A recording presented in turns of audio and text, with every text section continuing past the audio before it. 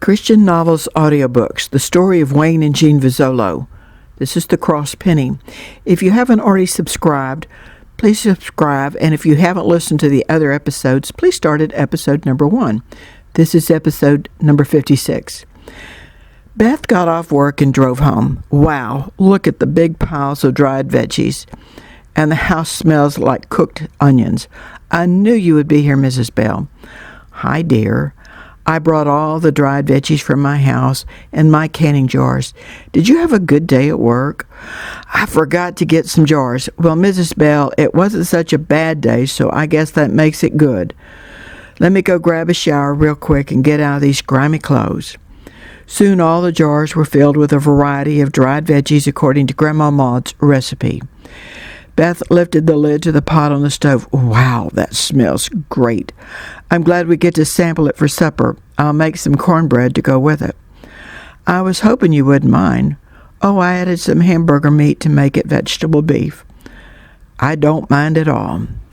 Beth split the number of jars down the middle. Here, let's get your half to your house.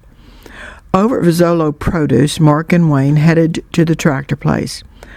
I'm surprised, Mr. V, that you don't already have an auger for this little tractor, Mark commented as he loaded up the little tractor on the trailer. Well, we did, but, it broke.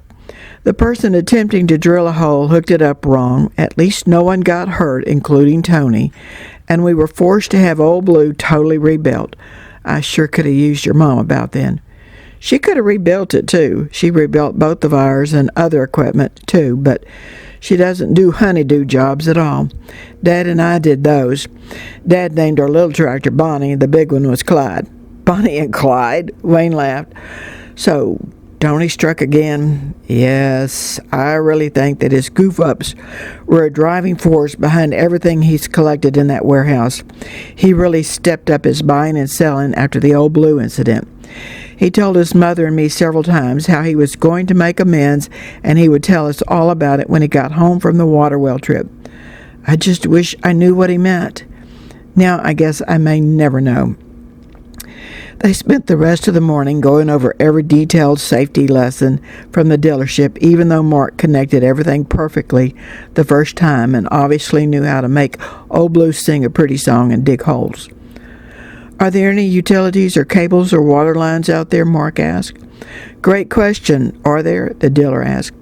No, those were checked. The nearest lines and pipes are far away, Wayne replied. Wayne, I think Mark could teach me some things on how to run this tractor. I don't see anything he needs to learn that he doesn't already know. You're good to go, the dealer told Wayne. One thing about it, Mark, you can't leave any equipment out in the field at all or somebody will steal it. Even a hand tool, not even for a bathroom break or a lunch break. But we have a large bathroom close to the middle of the building side of the field in the mess hall. You have to drive Old Blue up, even in daylight, especially since you'll be working next to the highway. Okay, Mr. V. Tony's idea to build a fence was a very good idea. You need it. I know a fence won't keep everybody out, but it might slow them down a bit. Mr. V, do you mind if I ask why Tony's building was originally built? I don't mind at all. It's 400 by 600 foot building on property, as you know, across the road from the main building and our house. When that little piece of property came available, we bought it. When we could afford it, we built the building and put water and power in it. It was going to be a small canning plant, so we wouldn't have any unharvested plowed under plants and no throwaway veggies. Jean and I believe in paying cash for everything. That's why we really are a small operation compared to most. But in really lean years, we survived and a number of our colleagues didn't. Some of them lost everything to big companies, and we were able to keep planting and harvesting.